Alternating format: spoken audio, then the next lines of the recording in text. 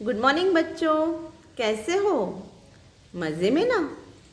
आज हम इकाई 4 देश के नाम संदेश पढ़ने वाले हैं। इस इकाई के माध्यम से आज हम बहुत कुछ सीखने वाले हैं, है ना। डॉक्टर अब्दुल कलाम ने देश के नाम कौन सा संदेश भेजा है, चलो देखते हैं। इकाई 4 देश के नाम संदेश। पत्र के माध्यम से हम दूर बसे संबंधियों, परिवारजनों तथा मित्रों को अपनी बात आसानी से पहुंचा सकते हैं एवं सरकारी दफ्तरों में अपनी शिकायतें और आवेदन पहुंचा सकते हैं। आजकल दूरभाष, मोबाइल, तार, ईमेल आदि से भी यह कार्य किया जाता है। फिर भी पत्र का अपना विशेष महत्व है। पत्र लिखना तो हमें आना ही चाहिए। हमारे पूर्व राष्ट्रपति मिसाइल मैन डॉक्टर अबुल पकीर जैनुलाब्दीन अब्दुल कलाम ने नई दिल्ली से 19 मई 2005 के दिन क्या आपके पास देश के लिए 10 मिनट है? क्या आपके पास देश के लिए 10 मिनट है? नाम से देश के नागरिकों को ईमेल किया था। इसमें देशवासियों के मन में देशाभिमान की भावना उत्पन्न हो ऐसी सीख भी दी है।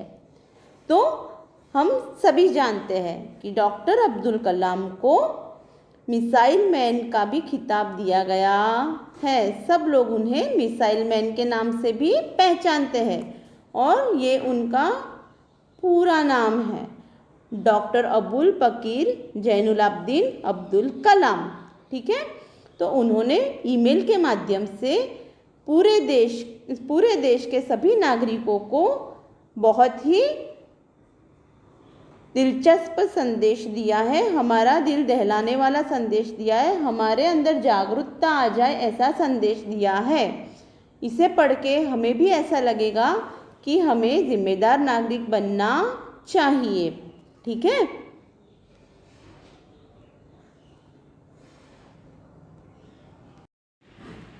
तो एक मित्र दूसरे मित्र को पत्र द्वारा डॉक्टर अब्दुल कलाम का संदेश पहुंचा रहा है। तो सबसे पहले पत्र लिखना एक कला है जिसका ज्ञान होना बहुत ही आवश्यक है। ठीक है, तो सबसे पहले पत्र में ऊपर बाईं ओर हम अपना पता लिखते हैं। ठीक है, यहाँ पे अपना पता और दिनांक यानी तारीख लिखी जाती है। मातृछाया ऊंची शेरी, गांव मैसपुरा, तहसील भाबर, जिला बनासकाठा, दिनांक 24/12/2011। उसके बाद बाईं ओर ही शिष्ट भाषा में संबोधन किया जाता है, यानी हम जिसको भी पत्र लिखते हैं उसके साथ हमारा क्या संबंध है वह शिष्ट भाषा में लिखा जाता है। यहाँ पे मित्र को पत्र लिखा जा रहा है तो लिखा जाएगा प्रिय मित्र हर्ष नमस्ते। उसके बाद उसकी कुशलता पूछी जाएगी और फिर विषय वस्तु लिखी जाएगी कि फिर क्या लिखना चाहता है, किस कारणवश पत्र लिखा गया है। तो मैं यहाँ सकुशल हूँ, आशा है वहाँ सभी सकुशल होंगे। तुम्हारा खत मिला, पढ़कर खुशी हुई। मैंने डॉक्टर अब्दुल कलाम का देशवासियों के नाम संदेश भेजा गया एक ईमेल पढ़ा, वही तुम्हारे लिए प्रेषित कर रहा हूँ। प्रेषित करना यानी भेजना।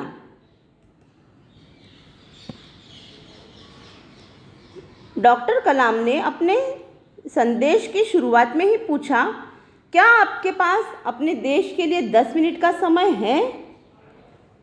तो मित्र लिख रहा है, डॉक्टर कलाम अपने संदेश की शुरुआत में ही पूछते हैं, क्या आपके पास अपने देश के लिए 10 मिनट है? यदि हाँ तो इसे पढ़िए, वरना मर्जी आपकी। मर्जी यानी इच्छा, अगर आपकी इच्छा नहीं है तो मत पढ़ो। इसके बाद वह देश के लोगों की सोच बताते हुए कहते हैं, आप कहते हैं हमारी सरकार निकम्मी है। निकम्मी यानी जो कोई काम की नहीं है, बेकार है। आप कहते हैं हमारे कानून पुराने पड़ गए हैं। आप कहते हैं नगर पालिका कचरा नहीं उठाती। आप कहते हैं फ़ोन काम नहीं करता, रेलवे मजाक बन गई है, एयरलाइन दुनिया में हमारी ही सबसे खराब है, चिट्ठी अपनी मंजिल तक नहीं पहुंचती। मंजिल यानी लक्ष्य। तो ये सब हमारी शिकायतें हैं। हमेशा हम सरकार को गालियाँ देते रहते हैं कि कुछ काम ढंग से नहीं हो रहा है। आप कहते रहते हैं और कहते ही रहते हैं, यानी लोगों का काम बस बोलना ही है। आपने इस बारे में क्या किया? फिर राष्ट्रपति ने कहा, मान लीजिए एक व्यक्ति सिंगापुर जा रहा है, उसे अपना नाम दीजिए, उसे अपनी शक्ल भी दे दीजिए। आप दुनिया के सर्वश्रेष्ठ हवाई अड्डे पर उतरते हैं। सिंगापुर में आप अपनी सिगरेट का टुकड़ा सड़कों पर नहीं फेंकते और स्टोर में खाते भी नहीं हैं।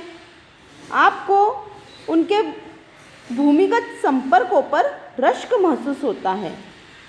भूमिगत यानी अज्ञात, संपर्क यानी मेल जोल, तो उसमें रश्क यानी ईर्ष्या, मतलब वहाँ पे देखकर हम लोगों को ईर्ष्या होती है कि ऐसा हमारे देश में क्यों नहीं है। आप शाम 5 से 8 बजे के बीच आर्चर्ड रोड पर कार चलाने का टोल टैक्स तकरीबन 60 रुपये भुगतान करते हैं, यानी वहाँ पे गाड़ी चलाने के लिए आप टोल टैक्स भी भरते हो। अगर पार्किंग में आपने निर्धारित समय से ज़्यादा गाड़ी खड़ी की तो टिकट पंच कराने के लिए आप सिंगापुर में कहते हैं, कुछ नहीं कहते, है ना? कुछ कहते हैं क्या? बिल्कुल भी नहीं। यानी अगर आप लोगों ने निर्धारित समय यानी निश्चित समय से अगर ज़्यादा समय गाड़ी पार्क की तो आप लोग टिकट पंच करवाते हो, लेकिन हम सिंगापुर में कुछ भी नहीं कहते हैं। कहते हैं? बिल्कुल भी नहीं। दुबई में आप रमज़ान के दिनों में सार्वजनिक रूप से कुछ भी खाने का साहस नहीं करते। दुबई में रमज़ान के समय में वहाँ पे सार्वजनिक रूप में कोई भी पब्लिक खाना नहीं खाती है, नाश्ता नहीं करती है। तो वो वहाँ का नियम है और वहाँ का वो नियम हमें पालन करना ही पड़ता है। तो कोई भी वहाँ खाने का साहस नहीं करता। जिहाद में बिना सिर ढके बाहर नहीं निकलते हैं। जिहाद यानी मुसलमानों का एक मजहबी कर्तव्य है जो उसमें सिर ढकना पड़ता है। तो सब लोग वहाँ पे सिर ढक के निकलते हैं, पर कोई कंप्लेन नहीं करता। वॉशिंगटन में आप 55 मील प्रति घंटा से ऊपर गाड़ी चलाने की हिमाकत नहीं करते। वॉशिंगटन में ऐसी आप मूर्खता नहीं करोगे। हिमाकत यानी मूर्खता। क्या आप वहाँ पे 55 मील प्रति घंटा के ऊपर गाड़ी बिल्कुल भी नहीं चलाओगे। पलटकर सिपाही से यह भी नहीं कहते कि जानता है मैं कौन हूँ, मैं फला हूँ और फला मेरा बाप है। यहाँ पे अगर हमें कोई रोक देता है ट्रैफिक सिग्नल पर तो हम कहते हैं आप मुझे पहचानते नहीं हो, मैं कौन हूँ, मेरे पिताजी कौन है आपको पता है।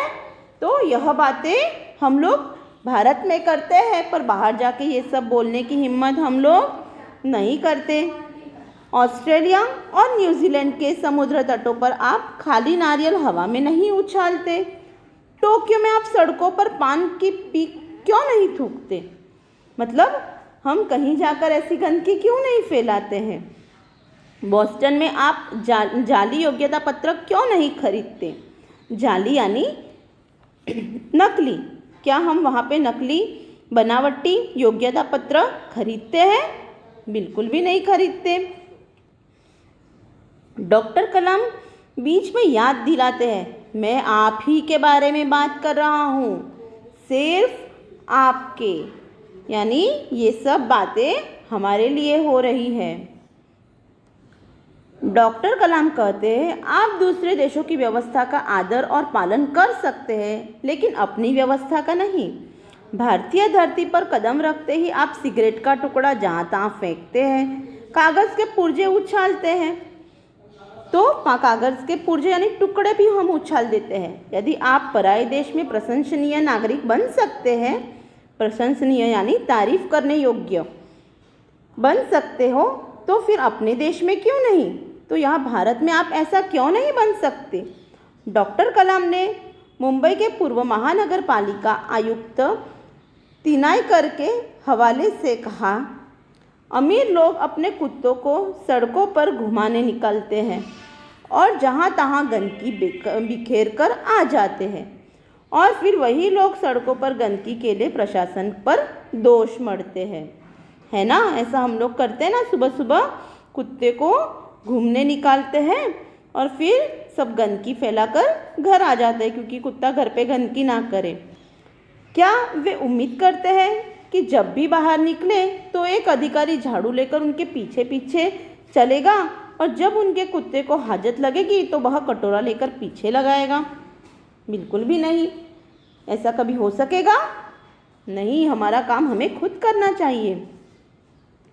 राष्ट्रपति ने मिसाल दी कि अमेरिका और जापान में कुत्ते के मालिक को उसकी छोड़ी हुई गंदगी साफ करनी पड़ती है। अमेरिका और जापान में अगर आप जाओगे तो वहाँ पे ऐसा बिल्कुल भी नहीं कर पाओगे। वहाँ पे अगर कुत्ता गंदगी करता है तो वो खुद साफ करनी पड़ती है। फिर शासन व्यवस्था के बारे में डॉक्टर कलाम ने कहा कि यह सरकार चुनने के लिए वोट डालने जाते हैं और अपनी सारी जिम्मेदारियां भी वहीं उलट आते हैं। हम आराम से बैठकर सोचते हैं कि अब हमारे नाज नखरे उठाए जाएंगे। हम सोचते हैं कि हमारा हर काम सरकार करेगी और हम फर्श पर पड़ा हुआ रद्दी कागज़ उठाकर उसे कूड़ेदान में डालने की जहमत भी नहीं उठाएंगे। यानी सरकार हमारा सब काम करेगी। हम फर्श पर यानी ज़मीन पर पड़ा हुआ कचरा उठाकर उसे कचरे के डब्बे में भी हम डालने की जहमत यानी कि तकलीफ़ नहीं करेंगे। रेलवे हमारे लिए साफ़ सुथरे बाथरूम देगी और हम उन्हें ठीक से इस्तेमाल करना भी नहीं सीखेंगे। डॉक्टर कलाम ने कहा कि समाज की ज्वलंत समस्याओं पर भी हमारा ऐसा ही रवैया है। ज्वलंत यानी मुख्य। इस समाज में जो भी मुख्य समस्याएं हैं उस पर हमारी यही परिपाटी है। हम ड्राइंग रूम में बैठकर दहेज के खिलाफ गला फाड़ते हैं और अपने घर में इसका उल्टा करते हैं। और बहाना तो देखिए, पूरी व्यवस्था ही खराब है। अगर मैं अपने बेटे की शादी में दहेज नहीं लूँगा तो इससे कौन सा बड़ा फ़र्क पड़ जाएगा। यानी मैं भी दहेज लूँगा क्योंकि समाज में व्यवस्था ही ऐसी है। राष्ट्रपति ने इस संदेश में पूछा, इस व्यवस्था को बदलेगा कौन? यह व्यवस्था है किसकी? आप आसानी से कह देंगे व्यवस्था में शामिल है हमारे पड़ोसी, आसपास के घर, अन्य शहर, अन्य समुदाय और सरकार, लेकिन मैं और आप कतई नहीं। अगर आपको ऐसा पूछा जाए कि यह व्यवस्था कौन बदलेगा तो हम लोग कह देंगे कि भाई हम नहीं, पर हमारे अड़ोसी पड़ोसी है, हमारे समाज के लोग हैं, सरकार है, ये सब ये व्यवस्था है वो लोग बदलेंगे। पर हम लोग खुद को दोषी नहीं बताएंगे कि नहीं हम भी इसको फॉलो कर रहे हैं, तो यह गलती हमारी भी है। जब कुछ अच्छा करने की हमारी बारी आती है तो हम अपने परिवार को सुरक्षित कवच में घेर लेते हैं, दूसरे देशों की ओर निहारते हैं और इंतज़ार करते हैं कि कोई मिस्टर क्लीन आएगा, अपने जादुई हाथों से चमत्कार करेगा, और ऐसा नहीं होता तो आप देश छोड़कर ही चल देंगे।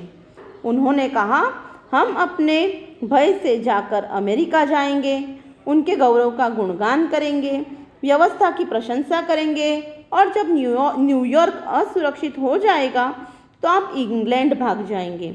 इंग्लैंड में बेरोजगारी होगी तो खाड़ी चले जाएंगे, और जब खाड़ी में युद्ध छिड़ जाएगा तो आप मांग करेंगे कि भारत सरकार हमें बचाकर घर ले जाए। हर कोई देश को गाली देने को तैयार है, पर व्यवस्था में सकारात्मक योगदान के बारे में नहीं सोचता। यानी हम हमारे देश में रहकर हमें दूसरे देशों का आकर्षण है, वहाँ जाने की हमारी इच्छा होती है, पर हमें वहाँ पे अगर असुविधा होती है तो हम वो देश छोड़कर दूसरे देश चले जाते हैं। और फिर अगर हम कोई मुसीबत में पड़ जाते हैं तो हम सोचते हैं कि हमारे देश की सरकार हमें वापस भारत लेकर आए, पर हम लोग कभी भी हमारी व्यवस्था बदलने के लिए हमारा सकारात्मक योगदान बिल्कुल भी नहीं देते हैं। क्या हमने अपनी आत्मा को पैसे के हाथों गिरवी रख दिया है? यानी बाहर पैसे कमाने के लिए हम लोग भाग जाते हैं, पर ऐसा नहीं सोचते कि हम हमारे देश को ही ऊपर लाए। डॉक्टर कलाम व्यवस्था में नागरिक के सकारात्मक योगदान के लिए देशवासियों को झकझोर देते हैं। यानी हम हमारे देश को ऊपर लाने के लिए सकारात्मक योगदान दें, तो इसके लिए उन्होंने इस ईमेल के द्वारा सबको झकझोर दिया है, यानी सबको हिला दिया है। श्रेष्ठ नागरिक बनने की शुरुआत करने की अपील करते हुए संदेश में कहा गया है कि अगर आप वाकई संदेश से सहमत हैं तो इसे अपने 10 और साथियों को ईमेल से भेजिए। तो यह संदेश इस बच्चे को अच्छा लगा। वो कौन है? किरण। तो उसने अपने मित्र को इसे लिखकर भेज दिया। परिवार के सभी बड़ों को मेरा प्रणाम, तुम्हारा मित्र किरण। तो इस प्रकार अब्दुल कलाम ने हमें झकझोर दिया है, हमें प्रेरित किया है कि हम बदलाव ला सकते हैं, हम हमारे देश को अच्छा बना सकते हैं, हम सकारात्मक योगदान देकर अपने देश का विकास कर सकते हैं, है ना। अब शब्द के अर्थ। वाकई यानी यथार्थ, हकीकत में। रश्क यानी ईर्ष्या, रवैया यानी परिपाटी, तकरीबन यानी प्रायः, लगभग, पुर्जे यानी मशीन के अंश, मिसाल यानी उदाहरण, हिमाकत यानी मूर्खता, बेवकूफ़ी, झकझोरना यानी झटका देना, झंझोरना। ठीक है, तो यहाँ पे इस पाठ की समझूती खत्म होती है।